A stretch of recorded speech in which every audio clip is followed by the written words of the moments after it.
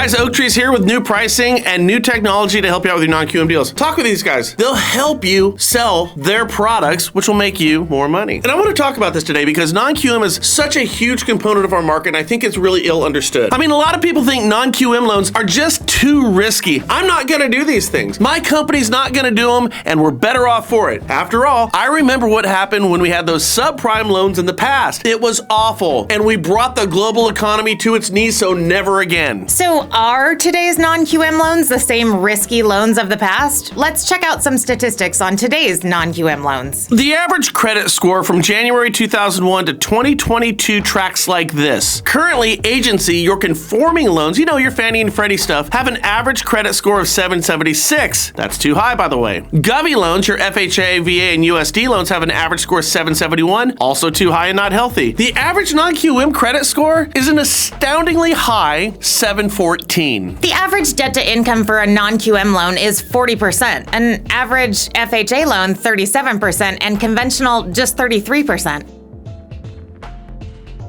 The average loan to value on your Govy loans, your FHA, VA, USDA, 92%. Your average on a conventional loan, 76%. And your average on a non-QM, it's just 77%. Let's take stock of the average profile of a non-QM borrower. They have a 714 credit score, a DTI of 40, and an LTV of 77. In other words, the average non-QM borrower of today has a better profile almost every single loan that I ever wrote for the better part of 20 years. Albeit, I wrote a ton high LTV FHA and VA loans. In fact, non-QM loans have a paper qualified mortgage profile. You need to understand, as a realtor, a lender, or a consumer, non-QM loans are simply loans that Fannie, Freddie, or Ginnie have left behind because they haven't accounted for the change in the borrower's profile over the years. For example, did you know that a full 36% of American workers work as freelance workers right now? That's not an agency-friendly job description for underwriting, isn't it? That comes out to 59 million freelance American workers. And the trend, it's changing and it's going to continue to increase. 30% of freelance workers choose to leave a full-time, agency-friendly W-2 job in favor of professional self-determination. And not surprisingly, 3 out of 4 would like to stay independent. So the trends are moving away from agency-friendly underwriting to non-QM underwriting. Non-QM is more about staying up with employment trends and a whole bunch less about embracing the risk of the mortgage space. So what's the problem? Being misunderstood. I mean, the messaging about non-QM today, it's just awful. If you're a self-employed person and you decide to do a little research about getting a mortgage, you'd probably get discouraged, kind of like we did over here. Here's what we found from Good Financial Sense. Why it's so hard to get credit when you're self-employed. You need to have the following items. 2 years personal tax returns. Wrong. 2 years of business tax returns. Wrong. Documentation of your self-employed status, including a client list. Wrong.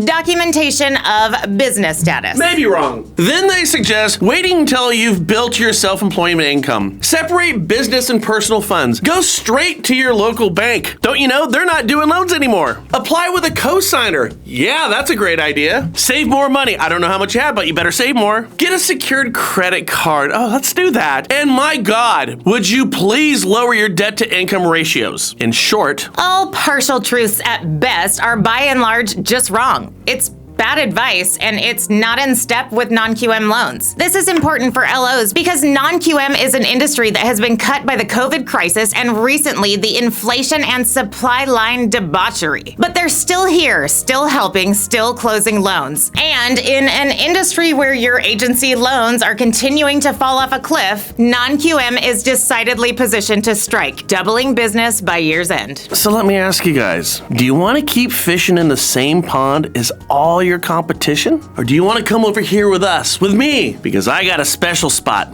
I got a stocked pond. And the great part is nobody's fishing there. So come on over. Let's catch some fish. Make it a great day.